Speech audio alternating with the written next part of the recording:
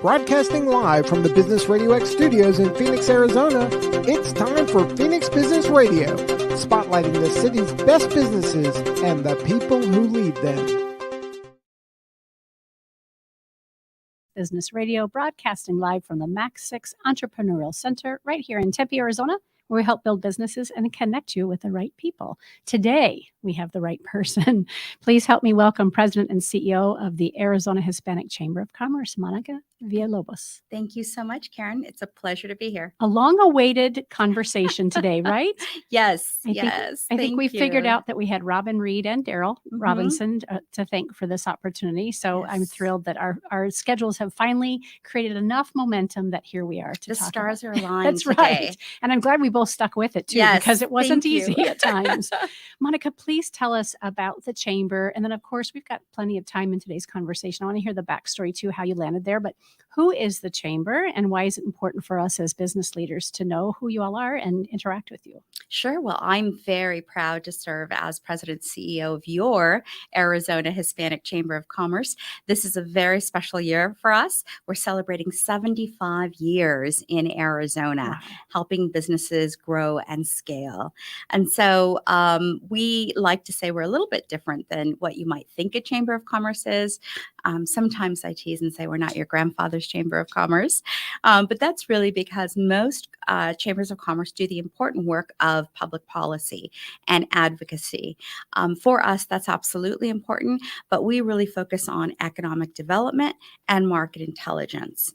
And so over the last 75 years, we've really considered ourselves an extension of our members' businesses sales team, if you will. And one of the ways that we pay off on that is we operate the Minority Business Development Agency Center. That is a $2 million grant over 5 years, funded by the U.S. Department of Commerce.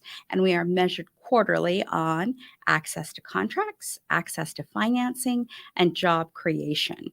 And so we've got very, very strict metrics on that, which means that we're constantly working with our members to be able to get them all of the resources they need to grow and scale. Right now, we are at about 1,200 general members. And of the estimated 90 Fortune 2000 companies in the state of Arizona, we have an investment relationship with about 80 of them. Wow. So we've really grown over the last few years. I started with the chamber in 2012, first as a contractor, and then just fell in love with the mission and the work that we were doing. And in 2019, I had the opportunity to take on this role. And it was right before the pandemic. So, I keep saying I should have asked for hazard pay or something. Right. But we survived it and we came out of it stronger than ever. And so as a contractor, what was your role in the early days? So my background, I'm a trained researcher. I'm really a numbers geek at heart. In front of an Excel spreadsheet is probably my favorite place in the world. It's my happy place. And so we do a lot of market intelligence. So in the last 10 years, we've put out about 23 research publications on everything from Hispanic consumers, minority groups, minority business enterprises. In fact, last year, we just came out of field with surveying 2,000 minority-owned businesses in Arizona, Nevada, and Utah, and really understanding what those challenges and needs are specifically in those areas. So I was a contractor and did a lot. I worked on our flagship publication called Datos, which just means data in Spanish, and it is the most comprehensive compilation of secondary research on Hispanic consumers. And it really was born out of necessity. The chamber would get a lot of calls. We've been doing it for 25 years. I wasn't here in the beginning, but I'm able to be mentored by the first female president and CEO, Sandy Ferniza. And she tells the story about people would call and say, do Hispanics buy houses? Oh, gosh. Do Hispanics like to go to the movies? Do Hispanics, buy cars? Just all these crazy things. So we created a research publication with data, secondary data, that kind of tells the story so we can own our own narrative. and have something to hand. Let me answer those questions for you very robustly with our most recent report. Exactly. Yeah, I'm not the research report gal, so I'm anxious and excited to learn from you. Sure. Wow. How many years did you say that you're celebrating this year? 75. 75. So, wow. We started in 1948. Incredible. And you've now been present since 2019. Correct. How has things changed since the pandemic? Yeah. I'm almost tired of asking that question, and yet I think it's very important for those of us who are running businesses and have influential roles, all the stakeholders. I think it's an important question. So maybe it's a two-part question. What are you seeing has changed, and what has you hopeful about what we've come through that threshold? You know, it changed everything, not just in life, but certainly in business. And I took on this role, and, you know, immediately I can recall thinking, well, like everyone else, this is going to be a couple weeks. We're all going to get back to work. And, but we became really the emergency rooms for businesses, and started to kind of triage folks and members as they came in, and they said, you know, my building's been closed down. What do I do? Okay, well, let's get you online. Let's figure out how we can set up a platform for you. One of the things I'm most proud of that our team did was, in the first 2 weeks of the pandemic, we raised $200,000 in private monies and gave back to our members micro grants. Now, they were only $1,000 a week for a total of 6 weeks, but you would be amazed. That gave our members just enough time to create a pivot strategy. They just needed a little room to breathe. We knew from a JP Morgan Chase study that most small businesses only have about 2 weeks of float. So minority-owned businesses have significantly less. And so our team was able to spring into action, raise this money. We created a proprietary system to turn money around within 48 hours. So within 48 hours, our businesses were able to have that $1,000 in their bank account every week, as I said, for 6 weeks. And that made the difference, for everyone. And we learned that our businesses pivot. They may be small and vulnerable, but they're also small and nimble. And so they were able to pivot. And one of the things we just studied was the replenishment rate. So according to the U.S. Hispanic Chamber of Commerce, 1/3 of all Latino businesses in the U.S. closed as a result of the pandemic. What hadn't been studied was the replenishment rate. That's what we're calling it. And what we saw happen was, if someone had a restaurant that was shuttered, they also had a catering company that became the primary business, or they had a private label food product that became the primary business. So they weren't starting from scratch. They were able to shift all of the contacts, resources, systems that they had for one business into this other one and get up and going really, really quickly. And so for us, I think we're really, really proud of that. We were fortunate that during the pandemic, we did not lay off, fire, cut back salaries. We remained intact, because we knew that, if we weren't going to be strong at this point when we were needed the most, then what were we doing, right? And so we were able to really stay in business up until, and last year we were still doing programs, helping businesses. Two other things that I think were really significant game changers for us. One was a program called Success Grants, where we partnered with Raza Development Fund, which is the largest CDFI, or community development financial institution. And they had funds from Wells Fargo to provide to businesses to help them, kind of get started, get going again, whatever it may be. And this was a different kind of lending. They were business loans at 3%, which is like free money. And they were from $25,000 to $100,000.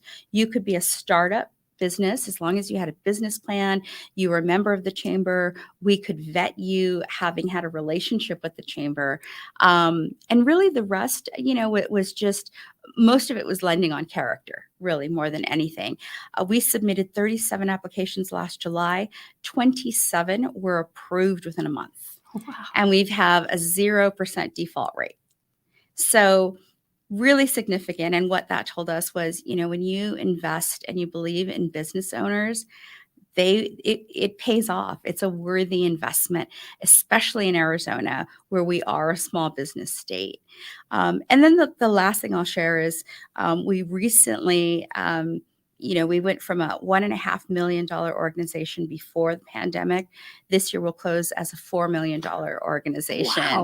Wow. So we really increased exponentially. But part of that was because 2 weeks ago, we were called to the White House, and Vice President Harris awarded us one of 43 grants that were allocated from the Capital Readiness Program. It's $125 million set aside for small businesses in the U.S. There were over 1,000 applications. We were the only one selected in Arizona. So that's a $3 million grant over the next 4 years. And capital readiness is what happens or what comes before access to capital. Okay. So before you can actually borrow, you need to be ready for that.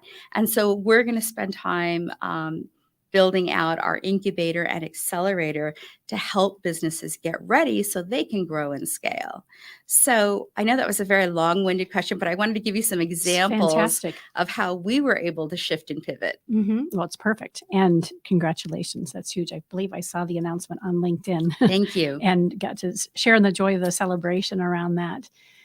And that was a perfect response just around what happened during COVID and what were the bumps and the bruises and the learning. And in addition to what are you hopeful about? And there's a handful of things that you've just mentioned. I'm sure we'll hear more about who you all are choosing to be and how you're showing up as a result of everything that we learned and we're still learning from something that really took the tablecloth out from underneath all of us. That's a good analogy. That's exactly what it felt like. But I was just so encouraged by the way people pull together.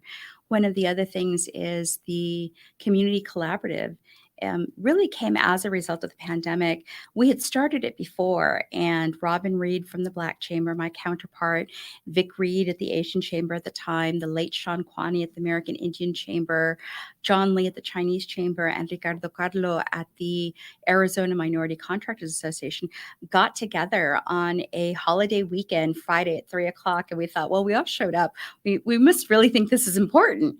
And we started then the Chamber Collaborative, and the idea was let's just row in the same direction. That organization is now 36 organizations strong. We found the Filipino, Swedish, German, Hungarian, and Polish chambers to join us that we didn't even know existed, right? And so for us, when the pandemic hit, we already had an ecosystem of support. And everybody was trying to get information about how do businesses survive? What do we do about, the PPP loans and all of this? So we worked together to provide that information for all of our members, and we didn't just keep it siloed. And sometimes in the chamber world, things can be siloed, but we found, again, we were stronger together. I've had the privilege of interviewing a handful of those organizations and these executive directors. I had no idea that there were that many varieties of chambers out there, and love that you all are bringing it together. I do hear on occasion around, any professional organization, sometimes it feels a little bit competitive. My members can't be your members, or this is what we do and you can't do that kind of thing. But I'm really pleased to hear that isn't the case with the organizations that you've aligned with. No, not at all. We've really found that allyship, has been just critical. And it was everything during the pandemic, the social injustice, the way that we could line up together in response to and in favor of our minority groups, right? When Asian hate started to happen, it was stronger. I always, say to people, when I speak about Hispanics and the population and the growing purchasing power, people expect Monica Susana Villalobos to say that, right? They don't expect Robin Reed to be able to say that, and vice versa. They expect Vic Reed to talk about the closing of the Japanese garden. They don't expect Monica Villalobos to talk about the closing of the Japanese market. And so allyship has been really critical. I learned that lesson from Angela Huey at One Community, who is phenomenal. I mean, I think I met her on like day 2 of this job, and she went, "Oh, let me help you." And she meant it. She did, and she proved it. When SB 1062 was here, and that was the marriage equality proposition, and kind of. It was a version of SB 1070, and in the Hispanic community, we had seen that kind of profiling and that kind of retaliation and hatred. And so we stood up with One Community, and it was a difficult conversation. But one of the really cool things that came out of that is I remember on a Sunday morning, the New York Times wrote a story about SB 1062 in Arizona, and they quoted the Arizona Hispanic Chamber of Commerce. And I was horrified. And I called Angela on Sunday, and I'm in tears. "Angela, I'm so sorry." And she said, "Why are you sorry?" I said, "You're the one doing all the work." And they quoted the Hispanic Chamber. Like, you should be all over this in this article. And she went, "No, this is good. This is the best thing that can happen." They expect Angela to say it. They don't expect you to say it. She's like, "That's the best thing that could happen." And that truly opened my eyes to the potential of allyship. And it was a great lesson. And, she's just one of my favorite people on the planet. A true gem. Yes. Running alongside Kibber Lanning. Yes, absolutely. and I've had the pleasure of interviewing them both, and really just got to sit back and just let them, fill me in and educate me. And again, I think we're very grateful to have all of these incredible leaders in Arizona. And while I hear, some of the competitiveness, it doesn't typically happen when we're having conversations in here, which I'm grateful for. We are a small business state, and we are a state around allyship, in addition to those introductions and helping people accelerate wherever they need to go, because people are looking to say, "Oh my gosh, well, then you need to know so-and-so." And I love being part of that community. Yes, absolutely. I think it's one of the things that makes Arizona unique. I grew up in California, and it's easy to get lost. I lived in New York for 10 years. It's really easy to get lost in Manhattan. But here it feels like you build this ecosystem, and I almost call it like my own personal board of directors, Yes. right? Who are constantly looking out for me, who are constantly like, "Hey, you need to do this," or "Let's connect with this," or "Here are your resources," and you could be really helpful in this particular initiative. And so for me, it's been great because I call us the big little town, right? Yeah. We're still little town values, but with big town growth. And I think if we maintain that, we will continue to be the easiest state in the country to start a business. We're certainly the least expensive state in the country right now to start a business. Do you believe that to be so? I know it to be so. Yeah. Oh, Of course you do. I'm asking the person who would know that. Yes. When you go register your business at the Arizona Corporate Commission, it is the least amount that you will pay anywhere in the country. Fantastic. And plenty of incubators, plenty of support systems. And we're kind of speaking to this, it's not exclusive. Mm-hmm. I can be a member of the Hispanic Chamber and also be affiliated and be active members in other chambers as well. Absolutely. We encourage that. There are some chambers where we've launched reciprocity memorandums of understanding. And, basically, if they're a member of Robin's chamber and they want a membership at my chamber, I'm happy to provide that. That's another way that our chamber is a little different. Our revenue allocation model is different. Most chambers, 95% of their revenue comes from membership dues. Less than 5% of our revenue comes from membership. It's a huge difference. And the idea is we don't want to make money on the backs of those we're supposed to be helping.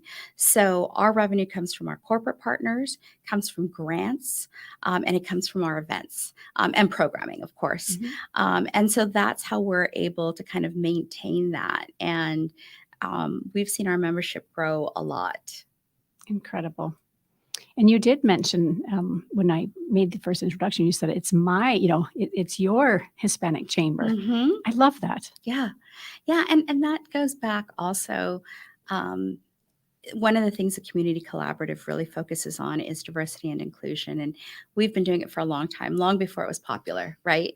And you have to embed that into the DNA of your organization.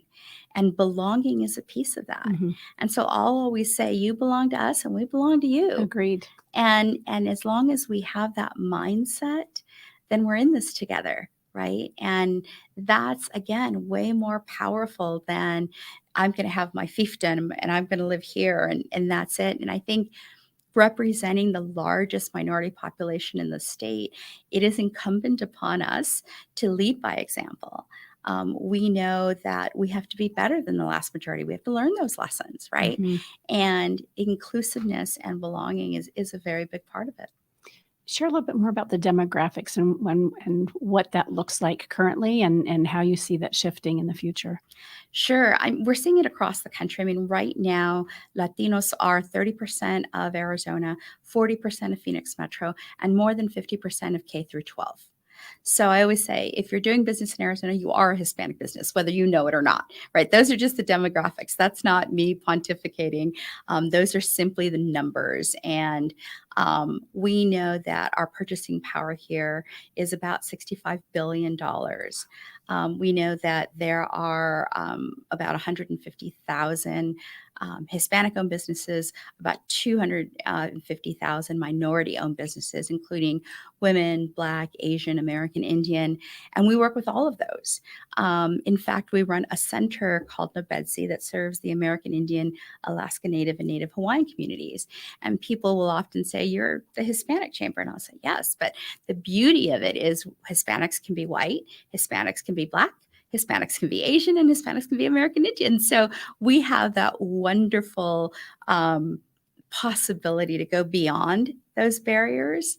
And so, when we look at the population and how much it's growing here, how much it's contributing, all of our data shows that we're putting in to the state and to the country far more than we're taking out. And that's the myth that some people like to share, but it is a myth. So we consider ourselves myth busters, if you will, being able to share that number. With the businesses, the one thing we have seen that I call the perfect storm that people have to keep an eye on is that while minority-owned businesses are growing 3 to 4 times faster than non-minority-owned businesses, they are also making significantly less in annual revenue. And so in 2012, when all other small businesses or non-minority owned businesses were making $500,000 in annual revenue, minority owned businesses were making about $110,000. That difference accounted for $36 billion in very simple math not being realized in Arizona's economy. Now, I mentioned we just did the study last year again, and now we're up to 250,000. So it's getting better, but it took 10 years to go from 110,000 to 250,000. Why the disparity? What? More resources. We're also seeing the fastest growing business segment right now is Latina-owned businesses. I've heard that. So between 2012 and 2017, when all other businesses only grew 2% in Arizona, minority-owned businesses grew 60%, Hispanic-owned businesses grew 70%, Hispanic women-owned businesses grew 113%. And so we're seeing women really kind of legitimizing their side hustles, or in Spanish, I call them chambaladitos, which just means side hustle. And they're really taking that role much more seriously, the role that they use to contribute to the family household and family income. And they're legitimizing those businesses. We have programs like Dream Builder, where you come into that program completely free. You get a laptop. By the end of 8 weeks, you have a business plan. Your business license is paid for. There's a seed money competition. We work with the Consul de Mexico, so we do it in English and Spanish. And we're finding that women are not just seeking the resources, but they're doing something with them. And that's always exciting. I always like to state, I think for women in general, Until 1987, women required a man's signature Oh, yes. on a business loan. And so I think what you're seeing is kind of this Rosie the Riveter phenomena, right? Suddenly women are like, well, we got this, we can do this, right? And so we're seeing that arc right now on women-owned businesses, and it's exciting. It is exciting. And we're linking arms and saying, Yes. if I can do this, Yeah. you can do this too. Mhm. We had Francisco Guerra, the consulate of Mexico, on back in April. He was speaking about some of the programs that they have that are supporting this collaborative between Mexican businesses, of course, and Mhm. U.S. businesses. And it's been fascinating for me to now kind of keep an eye and watch what he's doing on LinkedIn. Yes. It's fascinating to me that I see when you describe, these women linking arms, more and more, it's a wide circle of many people from many different sectors. So ASU, U of A, GCU, the municipalities and the state, and everybody saying we're going to raise everyone up at the same time. Yeah. Yeah. Yeah, we're seeing a lot more of that. And we work with Consul General Jorge Mendoza Yescas. And it's funny to watch, not funny, it's beautiful to watch the growth that happens with these women who come in. They're very humble, they're very quiet, very timid. Yes. Right. And by the end of it, they're telling each other how to run businesses, right? You should do this, and I got this, and I got that. And the confidence that comes with that, it really is a beautiful thing to watch. And not only is it, the right thing to do, it makes business sense for the state of Arizona. Absolutely. And thank you for correcting me. Jorge Mhm. is the consulate. Francisco, I cannot remember his role, but I know he's in a support role. So thank you. Yeah, absolutely. Like, I thought I had the name right. No worries. Let's talk about purchasing power then. With all these beautiful shifts and upticks, what does that do for purchasing power? Right. So in the U.S., we know that U.S. Hispanics have about a $2 trillion purchasing power or leverage, if you will. One of the interesting things about that is it's a huge opportunity for financial services. And the reason I say that is even in Arizona, $65 billion, right? These are large amounts. And one of the reasons is Latinos do a really good job of making money and a really good job of spending money, saving not so much. And so this idea of wealth building in our community and succession planning is huge. That's how you build generational wealth. And so one of the things we focus on in our chamber is making sure that we're connecting those dots, that it's not just $1 for today, but it's $1 for every day for you, your children, and your grandchildren. How do you build that sustainability? And so while the purchasing power is impressive, it also comes, it's sort of a double-edged sword. It also tells us that, we're overspending. And it's interesting because that comes with a lot of cultural barriers, right? We don't talk about money. It's in fact like a forbidden topic. You never have a conversation about finances in your family. Whereas other cultures actively participate in that. I can remember my college roommate is Russian, and her family, they had this amazing model. Basically, everybody worked. Like, it didn't matter if you were working a minimum wage job and going to college, or you were the dad and you were a real estate guy or whatever, but they all put their money in a bucket and everybody just got what they needed. And I thought, you just give your money and so they talked about it, and if they had goals for the family, then they saved for those goals and they did that together. It's very different than me growing up. Not that we had a lot of money to talk about to begin with, but it was certainly not a discussion at the dinner table.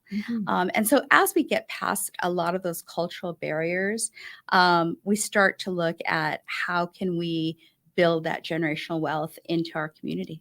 And it takes me back to a comment you made when you were sharing some of the statistics. Did you say 50% of our K-12 kiddos come from Latino families? So clearly, there's a need for this education piece. Fantastic. Yeah. I mean, and that's the thing in general, I think our education system, right? There isn't enough training around Oh, financial wellness. I've got a 16-year-old at home and has his first job, Mhm. Chick-fil-A, and I did not have a lot of education growing up around financial wellness either. So I've been working to make sure that my kids have a better advantage. So I made sure that we knew what percentage to put in savings and what percentage to have for fun money, where he's contributing to his car and some of those things. Oh, So yeah. it's great when we are business owners and leaders, we can help change that narrative and, Yeah. and help redirect. Well, and I think do it for each other, right? I had a similar experience. I have a 14-year-old, and I had a long conversation with him about a credit card, right? He wanted a credit card for emergency services when I wasn't there or whatnot. And I said, okay, but that's your money you're putting into it. You have a separate credit card number. It's under my account. But what you put in there is what you're going to get out. And I can remember him saying, Mom, my credit card isn't working. And I said, really? What's like, it's not running? Is it the chip? I don't know. Look, and he's showing me on the computer. And I said, well, did you look to see how much money you have in there? And he went, what do you mean? And I said, do you think it's just this? We had this conversation. Right. It's not this stream of money that just, keeps going. And it really blew him away. And so, those kinds of experiences we need to teach our kids in general Now more. at 14, 16, 11, Yes. before they leave high school. Yes. Because having that mistake when I had it later at NAU, it's almost a little too late. Yes, it is. Yeah. It is. But I'm hopeful. I think that our communities can learn a lot from each other, and we have to be open to that. We have to be open to, I know that there's sometimes between cultures a lot of defensiveness. And I keep saying, I've heard it all, like every stereotype, and to me, I used to get really upset. And one that used to really bother me was, well, you don't look Hispanic. And I'd say, well, thank you. My white skin is a reminder of the raping and pillaging of my people. Appreciate that. So it was a little caustic. Right? But, I was younger and I was angry and all that. And now I'm thinking, gosh, those are great learning opportunities, right? And teaching moments, right? Even that approach is a teaching moment. Well, but I get you. Yes. It served its purpose. I've mellowed in my old age, I've kind of rounded out some of those hard edges. But now it's like, well, tell me more about that. Why do you think that? Love it. Did you know that Hispanics can be white, Black, Asian, Hispanic American? And all of a sudden it's a different conversation as opposed to the, immediately putting up that wall. Yeah. And so the more that we do that, I think the better off we are. But it's a process. Like everything. A process. I for some reason, Robin is showing up in my mind as we're talking. He is such a great teacher, like yourself. I've only had a chance to meet him a couple of times, and I'm really appreciative of that soft nature. I know that there have been hard edges and experiences, and just with, those experiences has come great wisdom and an opportunity to really help someone, nudge them into a conversation that's going to take them to a whole new level. Right. Yeah. And I think you have to lead with that, right? We talk about being servant leaders, but you have to serve first and then lead. And I think that's one of the great things that Robin does. And really, when we have those conversations, he'll tell you the same thing. People tell him all the time, you're so articulate. He's like, yeah, what does that mean? Has a white man ever been told that he's articulate like that, like on a regular basis? And not likely. And so it's really interesting when you start sharing those stories and why you do things. And, the more you're aware of them, I think the more you can start to change them. But if you don't know what they are and you're not willing to be open to them, then you're not going to change much. When we're talking about diversity and inclusion, and again, I'll call it a buzzword for lack of a better term right now. Sometimes I hear folks say, I don't know what to do with this, like a business owner or an organization. And from my perspective, it's because I see that they continue to keep themselves in that same box. Well, I don't. In fact, I was on a board and I was looking at the photos as I came on board, and everyone, all middle-aged men, basically, and maybe one or two women. And my challenge to the board was, how do we bring in a more diverse population so that we can represent the folks that we're here to serve? And no one meant it in a bad way, but it was just, I don't know anybody. I'm thinking, Yeah. well, go meet people. Right. So where else can we be encouraged? And if somebody, and I really believe that they felt that I just don't know what to do. Right. Well, It's sincere. I think it's sincere and it's genuine. But you have to be willing to do something about it. And I know, Robin, other counterparts, we've had this conversation over and over when companies will come to us and they say, we have these great products to attract Latino consumers. We think it'll be great. And I'm like, before we start talking about that, what does your board look like? mm-hmm. What does your workforce look like? Is that diverse? How many people of color or ability, or how diverse is your executive management team? And then it gets quiet very quickly. And I say, let me know when you fix that issue. And then we can talk about attracting Latino consumers, right? And so I think it's just reminding people, like, this is something that is effort. It doesn't just happen. You're talking about undoing years of, systemic injustice. And Mm-hmm. so it's going to take work, and it's going to take uncomfortable work. You have to be willing to be uncomfortable. And it's also incumbent upon us who belong to minority groups, women, Hispanic, disabled community, veteran community, like all of these communities, to say, we're going to stand for something more. Like, I don't want to be a token on a board. Mm-hmm. I'll have people who will actually call and say, oh, we were looking at our board and our chart, and we don't have anybody Hispanic, so can you be on it? Thinking, well, that's the bad reason to pick somebody. Like, just because I'm Hispanic, really? I get those calls a lot, and I'll say, let's talk about a strategy to increase diversity. And by the way, if you're looking for a shrinking wallflower, to just sort of be window dressing, you've come to the wrong person, right? Like, be careful what you ask for, because it's going to get loud and it's going to get uncomfortable. And you have to be okay with that. This happens a lot, especially during the festive months. So Hispanic Heritage is coming up, and I call it the elf on a shelf kind of, phenomena, where all of a sudden, September 15th to October 15th, I am the most popular person in the room, and it's Hispanic Heritage. And I get that. And I'm so grateful that people want to celebrate that, but we're here all year long. Yep.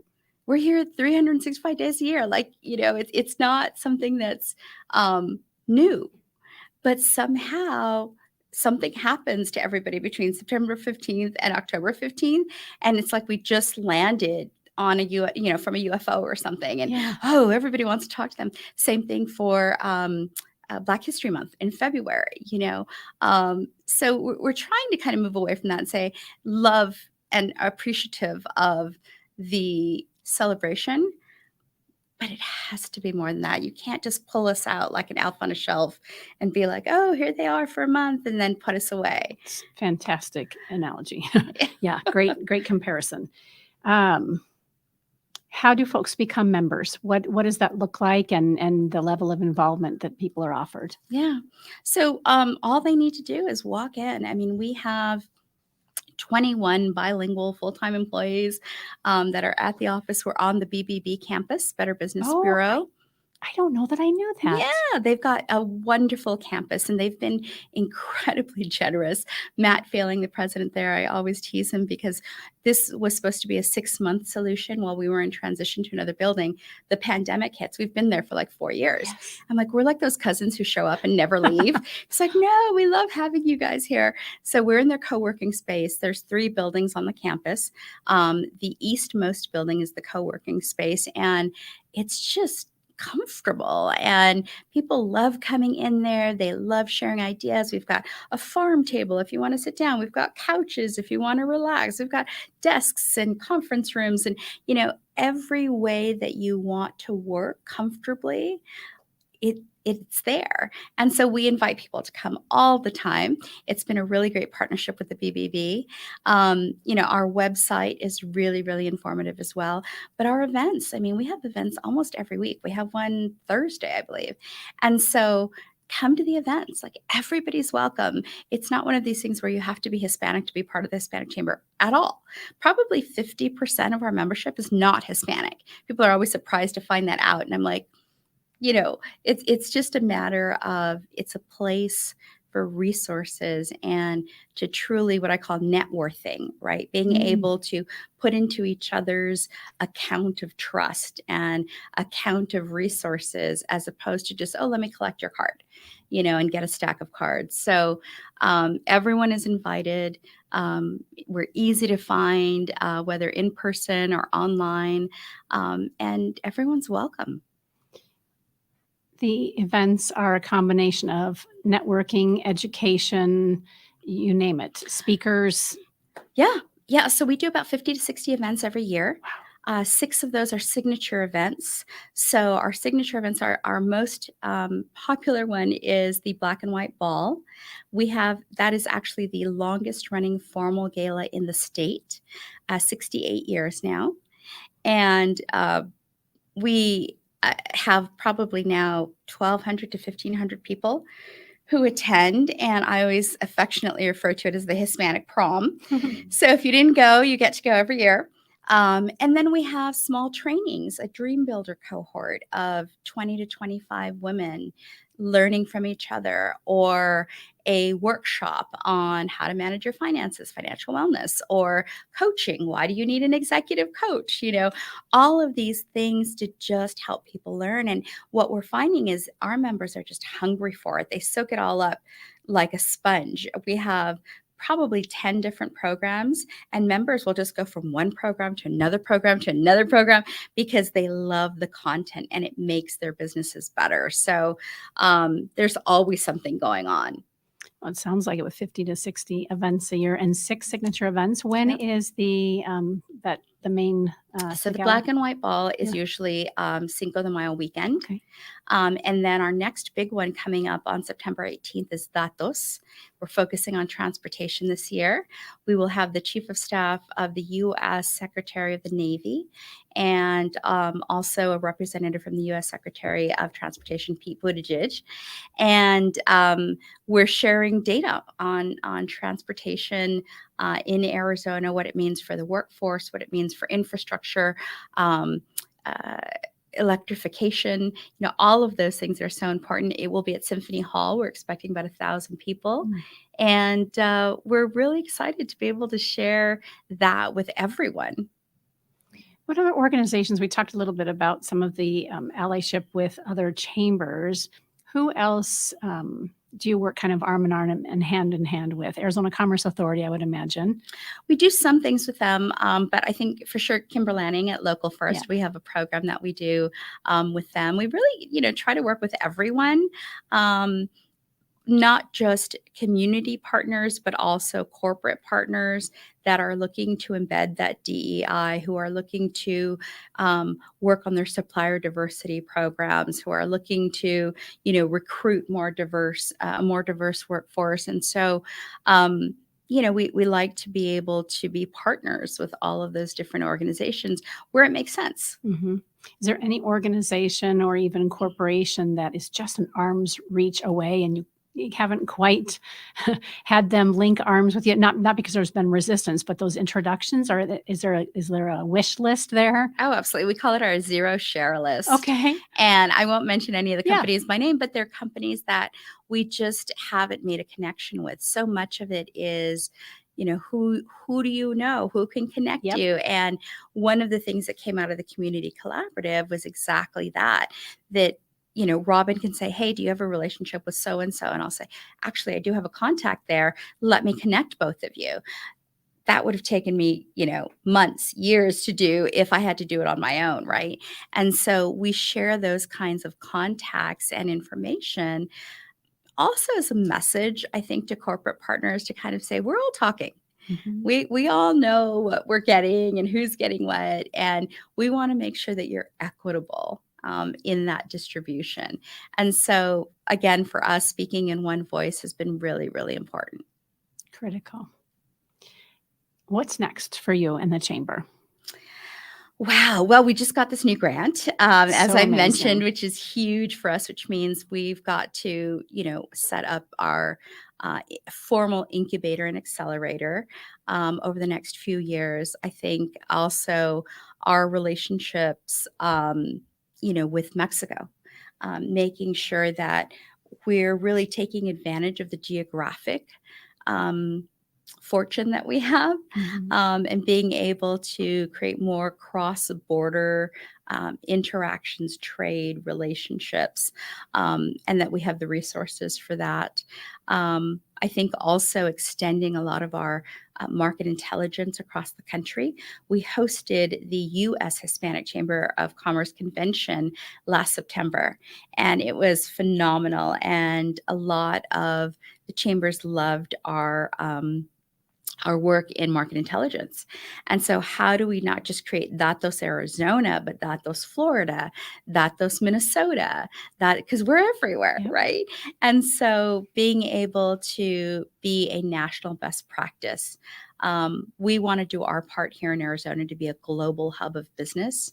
And we believe that we have a role in that and a responsibility, frankly, to that global mindset. And sometimes our public policy works against us.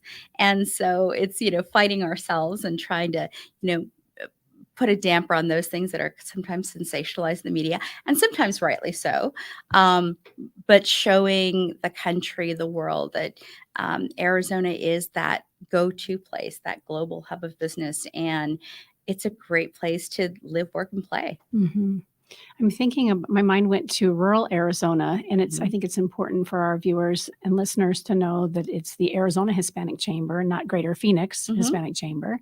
Can you talk a little bit about some of the relationships with either, Tucson or the Southwest and up north, that sort of thing? Sure, absolutely. So Arnett Betsy Center works in a lot of the rural areas, particularly with the American Indian community, Navajo Nation. We have a team that's constantly out there at the reservations, like trying to find resources, and it could be everything from connectivity, because a lot of these tribes are out in the middle of nowhere. It's 2 hours just to get to a supermarket. During the pandemic, a lot of our work there was much more basic needs. How do we get a truck full of groceries, to those areas? Now it's how do we make sure we're not taking individuals who want to start businesses out of those communities, but helping them stay in those communities and keeping them there to serve, the others. And not doing kind of that brain drain thing, right, where we're pulling them out. So we do quite a bit of work on the reservations. We work with all of them. In fact, we were the beneficiary of a 5-tribe resolution to help provide technical assistance for businesses. So we have a partner who said, we love what you do. We want you to do it for all 5 of our tribes. And they wrote a resolution that said the Arizona Hispanic Chamber of Commerce is going to be our representative and provide technical assistance on XYZ. And that to me was it was such a moment of pride, because I knew that our team had been working really, really hard, and, it was making anyone, could have gotten a resolution like that. But the fact that it was us, that was huge for us. And so we do spend a lot of time on the reservations, sometime in Flagstaff. On Friday, I will be in Douglas, Arizona, providing some market intelligence as well, just kind of talking about the work that we do. Arizona tends to be very Phoenix centric. And so we try to do as much as we can. And we work with my counterpart at the Tucson Hispanic Chamber, Rob Elias, who does great work in Tucson, other chambers as well. So really try to get out. I think my ultimate dream, I would love to have satellite offices all over the state, right, where all of that information, all of those resources are constantly being flowed out into those areas that wouldn't otherwise get them. So much fascinating conversation. we're going to wrap up here in a few minutes. I want to make sure we have a chance to share with people again what the website is and where to find you and stay in touch. I'm also curious about you as a young woman or even a little girl. Is this the kind of work? Did you always know you wanted to be in this kind of work? You grew up in LA? I did. I grew up in East LA and in a neighborhood where you had, two options to get out. You get arrested or you get an education. I chose the latter. I had a, strong family, grew up with my grandparents and a single mom and really saw, I learned what life could be from watching novellas. Really, that was my idea of, someday I want to be novella successful, right? Like be that successful where like they were on the novellas and, went to school, definitely, I think even still suffer from imposter syndrome. Like they're going to figure out I'm just some snot-nosed kid from East LA. And, everybody's going to be like, why are we listening to her? But it's been a long road of fighting those internal demons and then the external demons, right, that we all encounter in racism and discrimination and all of that. But no, I don't. I wanted to live past childhood. I wanted to not be the victim of a drive-by shooting. I wanted to not be jumped into a gang. It wasn't about what I wanted to be. It's about, I knew what I didn't want. Right. I didn't want those things in those neighborhoods. And I look back now and I just think, it's a narrow path. It's a very narrow path and it could have gone either way, frankly, but I had, great mom, amazing grandparents, an amazing family that kind of kept me and steered me in the right direction and, try to do that now. But it's funny because I look at my boys who are so incredibly insulated and I'm like, you wouldn't last a day in my neighborhood, right? Like you wouldn't last an hour in my neighborhood. So I don't know that I knew I wanted to do something meaningful. I had no idea what it was going to be. And I think I kind of fell into this. I was in marketing, I was in advertising, I was in all these different, experiences. And I always say now I feel like I get to use all of that power for good. And that to me is meaningful. Great conversation. Thank you, Robin Reed and Daryl, for the introduction. Yes. Again, been a long-awaited opportunity to connect, and I'm grateful that you were you. able to come and spend your afternoon with us. Appreciate it. So the Hispanic Chamber, Arizona Hispanic Chamber, is azhcc.com. Correct. And not only are you there personally on LinkedIn, but also there's a space for the Arizona Hispanic Chamber on LinkedIn as well. That's right. And on Facebook and Twitter and Instagram, we can just keep up with everything. Yeah. All over social media. There are much younger people on staff that manage all of that. Thankfully so. Yes. I know sometimes they're like, we're trending. I'm like, that's great. What does it mean? Right, exactly. And the landscape for social media has changed so much. I owned a company before I opened Business RadioX, and it was a social media company. We were fortunate to sell it. Yes. But I tell my team, that's been 8 years. So much has changed. I don't have a clue anymore. I'm really grateful that I have all of them. People are like, oh, we see you everywhere. I'm like, thank you, team. Because, where did you see me? I have no idea. Yeah, exactly. Tell me more. Right. Where have I been? So good. Oh, my goodness. Well, thank you again for your time. I'm grateful and looking forward to hopefully exchanging some introductions and being champions for each other. Thank you so much for this platform. I think it's really important, and I love the way that you're doing it. Appreciate it. You've been listening to Phoenix Business Radio, broadcasting live from Mac 6 Entrepreneur Center right here in Tempe, Arizona. Some media leans left, some lean right, and we lean business. Until next time, I'm Karen Nowicki. Thanks for listening.